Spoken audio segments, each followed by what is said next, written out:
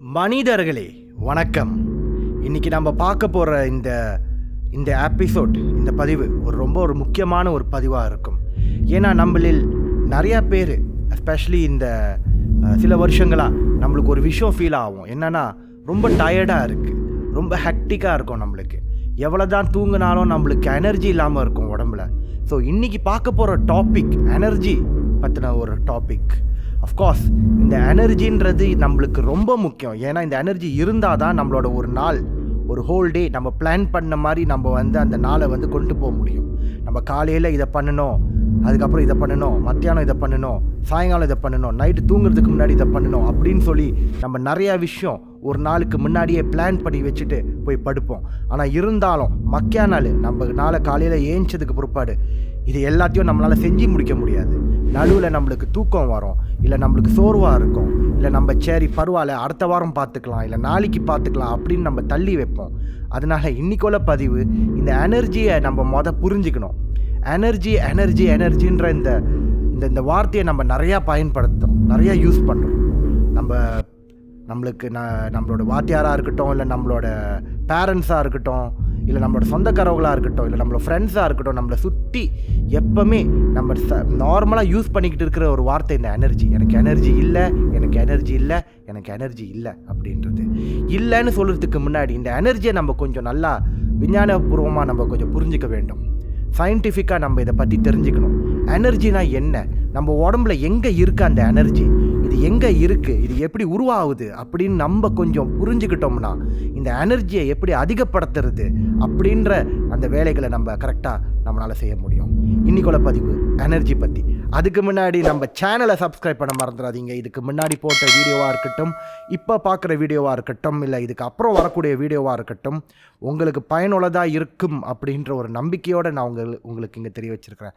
அதனால் இதை மறக்காமல் உங்கள் ஃப்ரெண்ட்ஸ்க்கு ஷேர் பண்ணுங்கள், உங்கள் நண்பர்களுக்கு, அவங்களோட ஃபேமிலி மெம்பர்ஸ்க்கு, இல்லை நீங்கள் ஒரு ஆசிரியராக இருந்தீங்கன்னா உங்கள் ஸ்டூடெண்ட்ஸ்க்கு இதை ஷேர் பண்ணுங்கள். சேனலை சப்ஸ்கிரைப் பண்ண மறந்துடாதீங்க. வாங்க இன்னைக்குள்ள டாபிக்குள்ளார நம்ம போவோம். என் தமிழில் பிழை இருந்துச்சுன்னா என்னை கொஞ்சம் மன்னிச்சுக்குங்க. நான் கொஞ்சம் பெட்டராக வந்துக்கிட்டு இருக்கேன்னு நான் நம்புகிறேன். அப்படி ஏதாவது பிழை இருந்துச்சுன்னா பகிர்ந்துக்குங்க. அண்ட் அடுத்ததாக நம்ம என்ன டாபிக் பற்றி பேசலாம் அப்படின்னு நீங்கள் எங்கள் சேட் பாக்ஸில் போட்டிங்கன்னா அது பற்றின வீடியோ அடுத்த வாட்டி நான் செய்கிறேன். வாங்க இன்னைக்குள்ளார வீடியோக்குள்ளே போவோம்.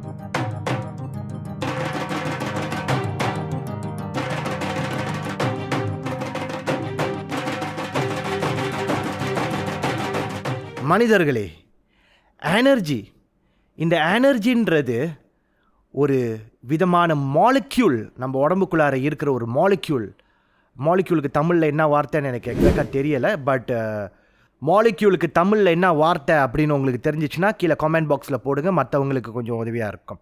ஓகே, இந்த மாலிக்யூல் நம்ம உடம்புக்குள்ளார நம்ம உடம்பே உருவாக்குது. அதாவது நீங்கள் வெளியிலேருந்து இதை சாப்பிட்டிங்கன்னா அதுலேருந்து உங்களுக்கு எனர்ஜி வரும் அப்படின்னு நீங்கள் நம்பிக்கிட்டு இருந்தீங்கன்னா அது பிழை, அது உண்மை கிடையாது. நீங்கள் வெளியில் சாப்பிட்ற ஜாமாலேருந்து உங்களுக்கு எனர்ஜி வரப்போகிறது கிடையாது. நீங்கள் சாப்பிட்ற ஜாமாவை நம்ம உடம்பு எடுத்து அதை நல்லா டைஜஷன் பண்ணி முடிச்சதுக்கு பிற்பாடு அந்த டைஜஸ்ட் பண்ண சில மாலிக்யூல்ஸை எடுத்து நம்ம உடம்பு எனர்ஜி மாலிக்யூல்ஸை அது உருவாக்கிக்குது. ஓகே, நான் நல்லா சொல்கிறேன், கேட்டுக்குங்க. நம்மளுக்கு எனர்ஜி வேணும்னா 2 முக்கியமான சப்ஸ்டன்ஸ் நம்ம உடம்புக்கு போக வேண்டும். 2 முக்கியமான விஷயங்கள் நம்ம உடம்பு எனர்ஜி உருவாக்குறதுக்கு தேவைப்படும். அந்த 2 முக்கியமான விஷயத்தில் ஒரு விஷயம் எதுன்னு பார்த்தீங்கன்னா ஆக்சிஜன் ரொம்ப முக்கியம் நம்ம உடம்பு எனர்ஜியை ப்ரொடியூஸ் பண்ணுறதுக்கு. 2வதாக ரொம்ப முக்கியமான விஷயம் எதுன்னு கேட்டிங்கன்னா குளுக்கோஸ். இந்த குளுக்கோஸ் அகெயின் இது தமிழில் என்ன சொல்லுவாங்கன்னு எனக்கு எக்ஸாக்டாக தெரியலை. அப்படி தெரிஞ்சவர்கள் யாராவது இருந்தீங்கன்னா கீழே கமெண்ட் பாக்ஸில் போட மறந்துடாதீங்க. ரொம்ப நன்றி. குளுக்கோஸ் மாலிக்யூல் நம்மளுக்கு எங்கேருந்து கிடைக்கிதுன்னு பார்த்தோம்னா நம்ம சாப்பிட்ற கார்போஹைட்ரேட் வித் டைப் ஆஃப் ஃபுட்லேருந்து நம்மளுக்கு இந்த குளுக்கோஸ் கிடைக்கிது. ரைட், கார்போஹைட்ரேட் எதுலேருந்து கிடைக்குதுன்னு பார்த்தீங்கன்னா ரொட்டி, சோறு. அதனால தான் நம்ம சின்ன வயசில் சொல்லுவாங்கள்ல, சோறு சாப்பிடு அப்போ தான் தெம்பாக இருப்பேன், அப்போ தான் எனர்ஜியோடு இருப்பேன் அப்படின்னு. எஸ், சோறு, ரொட்டி, கஞ்சி வகைகள், இந்த மாரியான சாப்பாடுலேருந்து நம்மளுக்கு கார்போஹைட்ரேட் நியூட்ரியன்ஸ் அதிகமாக இருக்குது. இப்போ இந்த கார்போஹைட்ரேட் நியூட்ரியன் என்ன ஆகும்னா நம்ம சாப்பிட்டதுக்கு பிற்பாடு நீங்கள் ரொட்டியாக சாப்பிட்றீங்க, இல்லை நீங்கள் ஒரு சோறு சாப்பிட்றீங்க, இல்லை மாவால் செய்யப்பட்ட விஷயங்களை சாப்பிட்றீங்கன்னு வச்சுக்கோங்க, இல்லை சர்க்கரை கொண்ட சில மற்ற விஷயங்களை நீங்கள் சாப்பிட்றீங்கன்னு வச்சுக்கோங்க. இது எல்லாமே வந்து கார்போஹைட்ரேட் கீழே வரும். இதை நீங்கள் சாப்பிட்டதுக்கு பிற்பாடு நம்ம உடம்பு என்ன பண்ணோம்னா அதை டைஜஷன் பண்ணும், ஜீர்ணிக்கும்.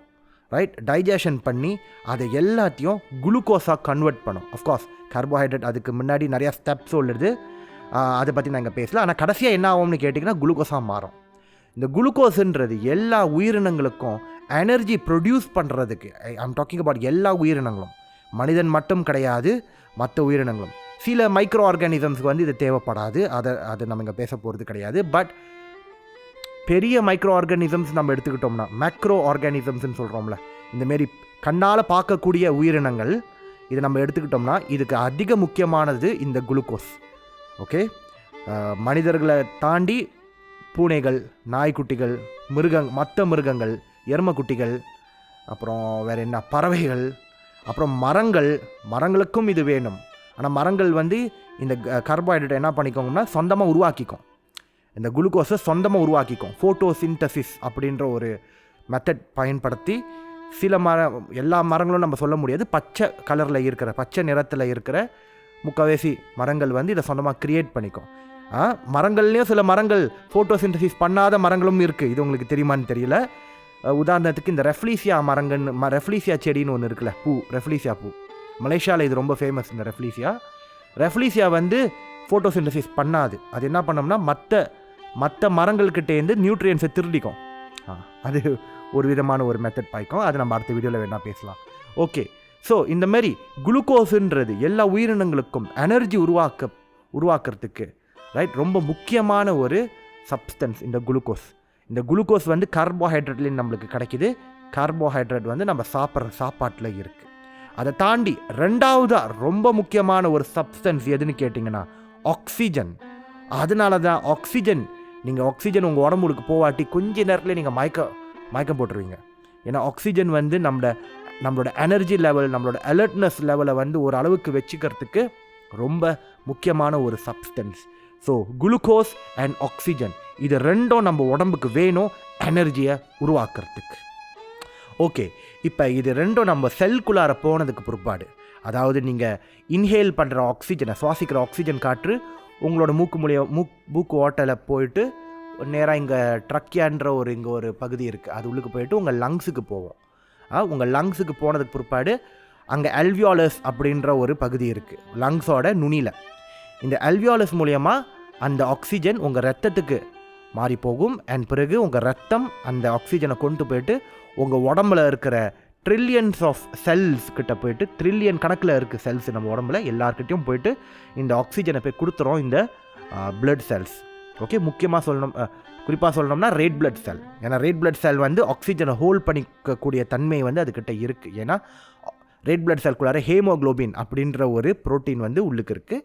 அண்ட் அது வந்து நீங்கள் கொடுக்குற ஆக்சிஜனை மேக்னெட் மாரி ஹோல்ட் பண்ணிட்டு, டெம்பரவரியாக ஹோல்ட் பண்ணிட்டு போயிட்டு உங்கள் எந்தெந்த செல்கிட்ட கொடுக்கணுமோ எல்லாருக்கிட்டையும் போய் கொடுத்துறோம். ஓகே, ஆக்சிஜன் நம்ம செல்கிட்ட போயிடுச்சு. நீங்கள் சாப்பிட்ற சாப்பாடு இருக்குல்ல, அதில் இருக்கிற குளுக்கோஸ் வருதுல்ல, டைஜஷன் பண்ணி முடிச்சதுக்கு பிற்பாடு, அந்த டைஜஷன் பண்ணி முடிச்சதுக்கு அப்புறம் கிடைக்கிற அந்த குளுக்கோஸ், அதையும் நம்ம பிளட் என்ன பண்ணோன்னா கொண்டு போயிட்டு நம்மளோட மற்ற செல்ஸ்கிட்ட எல்லாருக்கிட்டையும் போய் கொடுத்துரும். இப்போ செல்கிட்ட ரெண்டு விஷயம் உள்ளுக்கு போகுது, ஆக்சிஜன் அண்ட் குளுக்கோஸ். இப்போ இந்த ரெண்டு ஆக்சிஜனும் குளுக்கோஸோ செல் உள்ளுக்கு போனதுக்கு பிற்பாடு என்ன ஆகும்னு கேட்டிங்கன்னா, நம்ம செல்குள்ளார ஒரு முக்கியமான ஒரு கொம்போனன்ட் ஒன்று இருக்குது. அந்த கொம்போனனுக்கு பேர் மைட்டோகாண்ட்ரியா அப்படின்னு நம்ம சொல்கிறோம். இந்த மைட்டோகாண்ட்ரியா என்ன பண்ணும் அப்படின்னு நீங்கள் கேட்டிங்கன்னா, நம்ம எடுத்துருக்கிற இந்த ஆக்சிஜன் என்ன குளுக்கோஸ் இருக்குல்ல, அதை வச்சு எனர்ஜியை க்ரியேட் பண்ணும்.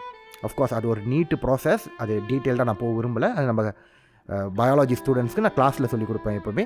பட் இது வந்து நேர்களுக்கு புரிகிற மாதிரி நான் சொல்கிறேன். இந்த ஆக்சிஜனை வச்சு இந்த குளுக்கோஸ்குள்ளார ஒரு விதமான அந்த எனர்ஜி வந்து உள்ளுக்கு அடங்கியிருக்கு. நம்மளுக்கு தேவையான எனர்ஜி வந்து இந்த குளுக்கோஸ்குள்ளார அடங்கியிருக்கு.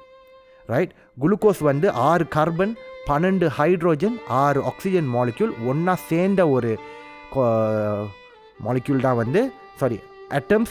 6 கார்பன் அட்டம், 12 ஹைட்ரோஜன் அட்டம், 6 ஆக்சிஜன் அட்டம். ஸோ மொத்தம் 24 அட்டம்ஸ் ஒன்றா சேர்ந்த ஒரு மாலிக்யூல் தான் வந்து இந்த குளுக்கோஸ். ஸோ இது எல்லாத்தையும் ஹோல்ட் பண்ணுறதுக்கு, இந்த 24 அட்டம்ஸும் ஹோல்ட் பண்ணுறதுக்கு ஒரு எனர்ஜி வேணும். ஒரு எனர்ஜி வந்து அதுக்குள்ளாரியே இருக்குது. ரைட். இந்த எனர்ஜி வந்து குளுக்கோஸ்குள்ளார இருக்குது.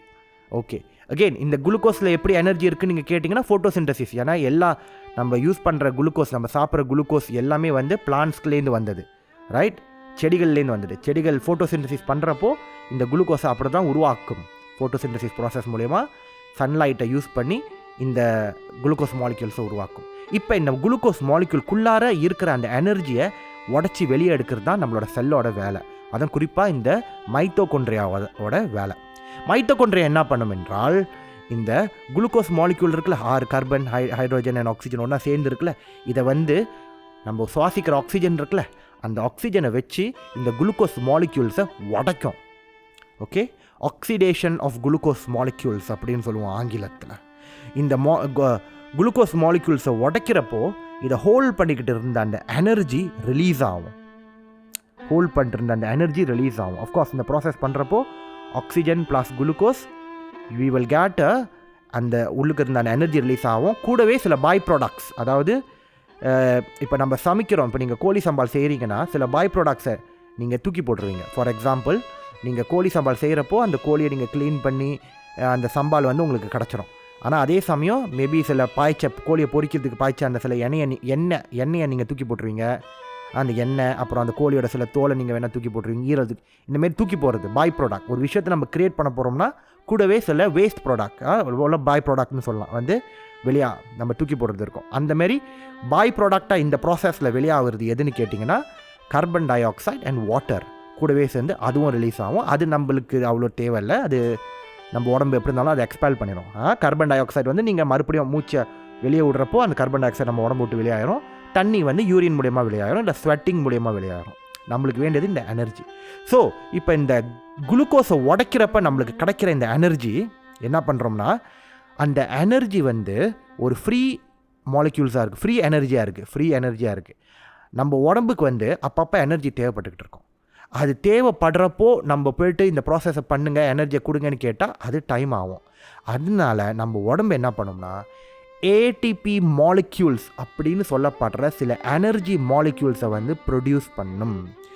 இப்போ இந்த குளுக்கோஸை உடச்சி நம்மளுக்கு எனர்ஜி வருதுல்ல, இந்த எனர்ஜி வந்து வேஸ்ட் ஆகாமல் இருக்கிறதுக்கு ஏடிபி அப்படின்ற ஒரு மாலிக்யூல்குள்ளார இந்த எனர்ஜியை ஹோல்ட் பண்ணி நம்ம உடம்பு வச்சுருக்கோம். மாலிக்யூல் சிம்பிளாக சொல்லணும்னா ஏடிபின்றது ஒரு பேட்டரி மாதிரி, ரைட். இந்த பேட்டரிக்குள்ளார எனர்ஜியை வந்து ஸ்டோர் பண்ணி இப்போ நம்ம வச்சுருக்கோம். புரியுதா?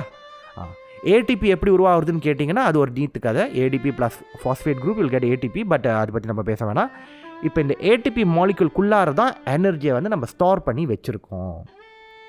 நல்லா கேட்டுங்க. மைட்டோகாண்ட்ரியா என்ன பண்ணுது, குளுக்கோஸை ஆக்சிஜனை வச்சு உடைக்குது. உடைச்சதுக்கு பிற்பாடு அந்த குளுக்கோஸ் உடையிறப்போ, ஓகே, இது வந்து கெட்டபாலிசம் ப்ராசஸ்ன்னு சொல்லுவோம். இது உடைக்கிற ப்ராசஸ். உடைக்கிறப்போ அது ஹோல்ட் பண்ணி வச்சுருந்த அந்த எனர்ஜியும் வெளியாகிடுது. ஏன்னா இன்னும் உடச்சிட்டிங்களா, அது ஹோல்ட் பண்ணிக்கிறதுக்கு தேவையில்லை இதுக்கப்புறம். ஸோ அது நவுந்து வந்துருச்சு. அந்த மாலிக்யூல்ஸ் எல்லாம் ஒன்றா ஒட்டிக்கிட்டு இல்லை, ஒட்ட வைக்கணும்னா நம்மளுக்கு எனர்ஜி வேணும். அது திருப்பி அந்த ஒட்டிக்கிட்டு இருக்கிறது விட்டுருச்சுன்னா அந்த எனர்ஜி வெளியாகிடும். ஸோ இப்போ இந்த எனர்ஜி வெளியாகிற எனர்ஜியை இந்த பேட்டரி மாலிக்யூல்ஸ், ஏடிபி மாலிக்யூல்ஸ் போயிட்டு அதை எடுத்துக்கும். ATP molecules, ATP and P, இந்த ரெண்டு, ஏடிபியும் ஃபாஸ்பேட் அப்படின்ற 2 விதமான மாலிக்யூல், அதை போயிட்டு எனர்ஜியை எடுத்து அது வந்து ஒரு ஏடிபி மாலிக்யூலாக உருவாகும். ஓகே, அந்த ஏடிபி தான் வந்து எனர்ஜி மாலிக்யூல்.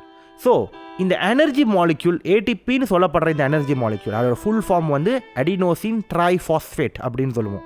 இந்த ஏடிபி அப்படின்னு சொல்லக்கூடிய இந்த எனர்ஜி மாலிக்யூல்ஸ் நம்மளோட மசில் செல்ஸ்லேயும், நம்மளோட மற்ற டிஷ்யூஸ், உடம்புல இருக்கிற மற்ற இடத்துல டிஷ்யூஸ் எல்லாத்துலேயும் வந்து இந்த ஏடிபி மாலிக்யூல்ஸ் வந்து எனர்ஜியை ஹோல்ட் பண்ணி வச்சுருக்கோம், ரைட்.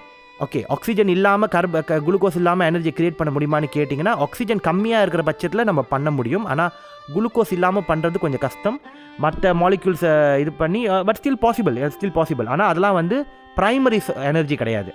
நம்ம உடம்பு ஹெவிலி டிபெண்ட் பண்ணிட்டு இருந்த எனர்ஜி வந்து இது மூலியமாக தான், ஏடிபி தான். இப்போ நான் சொன்ன இந்த ப்ராசஸ் தான். ஓகே, நான் ஏன் வெள்ளையாக சொல்கிறேன்னா, அப்புறம் நீங்கள் சொந்தமாக படிக்கிறப்போ இல்லையே ஏடிபியை தாண்டி வேறு மெத்தட்லாம் இருக்குது அப்படின்னு நீங்கள் படிக்கிறப்போ நான் பிள்ளையாக சொன்னேன் நீங்கள் நினச்சிடக்கூடாது. அதனால தான் நான் உங்ககிட்ட முன்கூட்டியாக சொல்கிறேன். ஏடிபின்றது அந்த normal method, ATP molecules produce பண்ணி அதை நம்ம எனர்ஜியை நம்ம உடம்பு வந்து ஸ்டோர் பண்ணி வச்சுக்கோ, தேவைப்படுறப்ப யூஸ் பண்ணிக்கும். ஓகே, நான் இப்போ இந்த ஏடிபியை அதிகப்படுத்துறது எப்படி, அதுதான் நம்மளுக்கு வேண்டிய ஒரு முக்கியமான இன்ஃபர்மேஷன். ஏன்னா ஏடிபி அதிகமாக இருந்துச்சுன்னா உங்களுக்கு அந்த எனர்ஜி வந்து உடம்புல அவைலபிலிட்டி வந்து அதிகமாக இருக்கும். ரைட், ஏடிபியை அதிகப்படுத்துறது very simple. Number 1, aerobic exercise. Aerobic எக்ஸசைஸ்னால் என்னன்னு நான் உங்ககிட்ட அப்புறம் சொல்கிறேன். Strength training number 2. Number 3, adequate nutrition. Number 4, supplementation. Number 5, hydration. Number 6, adequate sleep. Number 7, intermittent fasting. Number 8, reducing oxidative stress. And number 9, proper stress management. You see, நீங்கள் நல்லா பாருங்கள், அந்த பாயிண்ட் நான் சொன்னது வந்து ஏரோபிக் எக்ஸசைஸ். ஹெவியாக எக்ஸசைஸ் பண்ணாட்டியும் நீங்கள் aerobic எக்ஸசைஸுன்றது ரொம்ப முக்கியம். அந்த காலையில் ஏஞ்சதுக்கு பிற்பாடு slow movement, slow stretching, right, மூச்சை நல்லா இழுத்து விடுறது, அது ரொம்ப முக்கியம். ஏன்னா நீங்கள் ஆக்சிஜனை ஏற்றணும். அதனால் நீங்கள் எந்த அளவுக்கு சுவாசிக்க முடியுமோ காற்றை, அது நீங்கள் அதிகமான இந்த ஏரை வந்து நீங்கள் இன்ஹேல் பண்ணணும். அதை இன்ஹேல் பண்ணி உங்கள் லங்ஸ் கிட்ட கொடுக்கணும். உங்கள் லங்ஸ் அதுலேருந்து ஆக்சிஜனை எடுத்து தனியாக உங்கள் பிளட்டுக்கிட்ட கொடுக்கும். அப்புறம் மற்ற ப்ராசஸ்லாம் தானாக சொந்தமாக நடக்கும். ஸோ ஆக்சிஜன் வந்து ரொம்ப முக்கியம். அதுக்கு நீங்கள் இன்ஹேலேஷன் ரொம்ப முக்கியம். ஏரோபிக் எக்ஸசைஸ் இந்த ஆக்சிஜன் லெவலை அதிகப்படுத்தும். Strength training and adequate nutrition நான் சொல்லியிருந்திருக்கேன். ஸ்ட்ரெங்த் ட்ரைனிங் இதுவும் ரொம்ப முக்கியம். ஏன் ஸ்ட்ரெங்த் ட்ரைனிங் ரொம்ப முக்கியம்னா, நம்ம இன்க்ரீஸ் மசில் மேஸ், ரைட், அப்படின்னு பண்ணுறப்போ, நம்ம மசில் மேஸை இன்க்ரீஸ் பண்ணுறப்போ இது என்ன பண்ணுதுன்னா, it improve the bodies ability to store and produce ATP. நீங்கள் உங்கள் மசிலுக்கு வேலை அதிகமாக கொடுக்குறப்போ உங்கள் மசிலை வந்து நீங்கள் ட்ரெயின் பண்ணுறீங்க. ஏன்னா நீங்கள் அதிகமாக வெயிட், ஸ்ட்ரெங்த் ட்ரைனிங்னால் நீங்கள் வெயிட் தூக்குறீங்கன்னு அர்த்தம். ஏதோ ஒரு வெயிட், நீங்கள் ஜிம்முக்கு தான் போய் பண்ணணுன்னு இல்லை. நீங்கள் வீட்டில் வந்து உலக்கையை எடுத்து நீங்கள் சமைக்கிறதுக்கு பயன்படுத்தினாலும், அந்த ஃபுட் ப்ரிப்பரேஷன் பண்ணாலும் அதுவும் போதும். அதுவும் நல்ல ஒரு இது. இல்லை அம்மிக்கல் எடுத்து நீங்கள் வீட்டில் செய்கிறதும் ப்ராப்பராக இருந்து. நான் உமன்ஸ்க்கு சொல்கிறேன். மேன்ஸ் வந்து வெளியில் போய்ட்டு நீங்கள் ஃபிசிக்கல் ஆக்டிவிட்டீஸ் பண்ணுறீங்க, ஃபிசிக்கல் வெயிட்ஸ் தூக்குறீங்க, இல்லை ஃபிசிக்கலாக ஏதாச்சும் பண்ணுறீங்க. நீங்கள் ஆஃபீஸ் வேலை பண்ணுறீங்கன்னா தயவு செஞ்சு ஒரு 1 ஹவருக்கு ஒரு 2 ஹவருக்கு ஒரு வாட்டி புஷ்அப்ஸ் பண்ணுங்கள். ஏதோ ஒரு வெயிட் ட்ரைனிங், ஏதோ ஒரு ஹெவியான விஷயங்களை நீங்கள் தூக்கணும். உங்கள் மசில்ஸ்க்கு நீங்கள் வெயிட் ட்ரைனிங் கொடுக்கணும். அப்போ தான் உங்கள் மசில்ஸ்க்கு வந்து அங்கே இன்ஃபர்மேஷன் மெசேஜ் போகுது, இந்தமாரி உனக்கு வந்து அதிக வேலை வந்துக்கிட்டு இருக்குது, நீ அதிகமான ஏடிபியை ப்ரொடியூஸ் பண்ணணும், எனர்ஜி வேணும் உனக்கு, நீ சும்மா அப்படி இருக்க முடியாது அப்படின்றத நம்ம பிரெயின் வந்து நம்ம மசில்ஸ்கிட்ட சொல்லும்.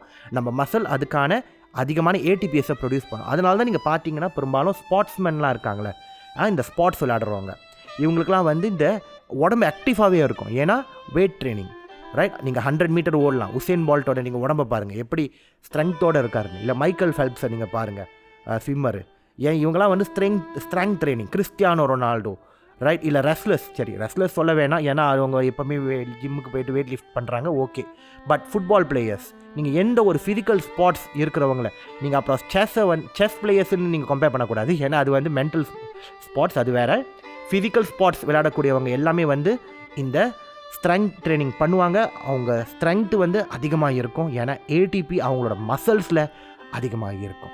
ஸோ இதெல்லாம் பண்ணுறப்போ அண்ட் ப்ராப்பர் நியூட்ரியன்ஸை நீங்கள் எடுக்கிறப்போ, நியூட்ரிஷன்ஸை ப்ராப்பராக நீங்கள் எடுக்கிறப்போ உங்கள் உடலில் இருக்கிற ஆக்சிஜன் அண்ட்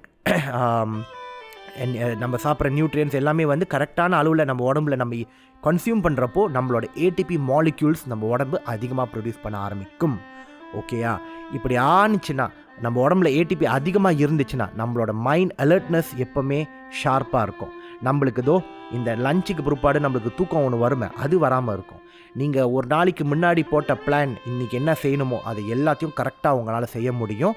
சோர்வு இல்லாமல், டயர்ட்னஸ் இல்லாமல், தூங்கணும் அப்படின்ற ஒரு யோசனை இல்லாமல், ரைட். அதை தாண்டி இன்னும் சில மற்ற விஷயங்களும் ரொம்ப முக்கியம். ஃபார் எக்ஸாம்பிள், நம்ம ஸ்லீப்பிங் டைமை வந்து நம்ம கரெக்டாக ஃபிக்ஸ் பண்ணிக்கணும். ஏன்னா நம்ம உடம்புல ஒரு இன்டர்னல் கிளாக் இருக்குது. அதாவது இதை நம்ம சிர்காடியன் ரிதம் அப்படின்னு சொல்லுவோம். எத்தனை மணிக்கு நீங்கள் தூங்கணும், எத்தனை மணிக்கு ஏந்திரிக்கணுன்ற ஒரு கிளாக் வந்து நம்ம உடம்பு வந்து முடிஞ்ச அளவுக்கு செட் பண்ண பார்க்கும். இப்போ நீங்கள் 10 மணிக்கே தூங்கி பழகிட்டிங்கன்னா உங்களுக்கு 10 மணிக்கு தூக்கம் வந்துடும்.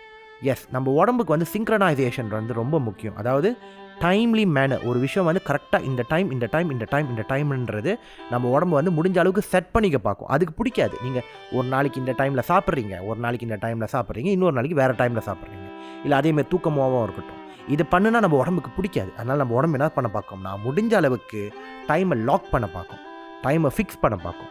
ஸோ இதை நீங்கள் நம்ம உடம்பு இதை பண்ண பார்க்குற சமயத்தில் நீங்கள் அதுக்கு அகெயின்ஸ்டாக இல்லாமல் நீங்களும் கரெக்டாக இத்தனை மணிக்கு தூங்கி இத்தனை மணிக்கு ஏஞ்சி இத்தனை மணிக்கு சாப்பிட்டு இத்தனை மணிக்கு பண்ணுற இந்த ப்ராசஸ் எல்லாமே ஒரு சிங்க்ரனைசேஷனோட ஒரு ப்ராப்பர் டைம்லி மேனரோடு நீங்கள் பண்ணினீங்கன்னா உங்கள் உடம்பு வந்து எஃபிஷியண்டாக செயல்படுறதுக்கான வாய்ப்புகள் அதிகம்.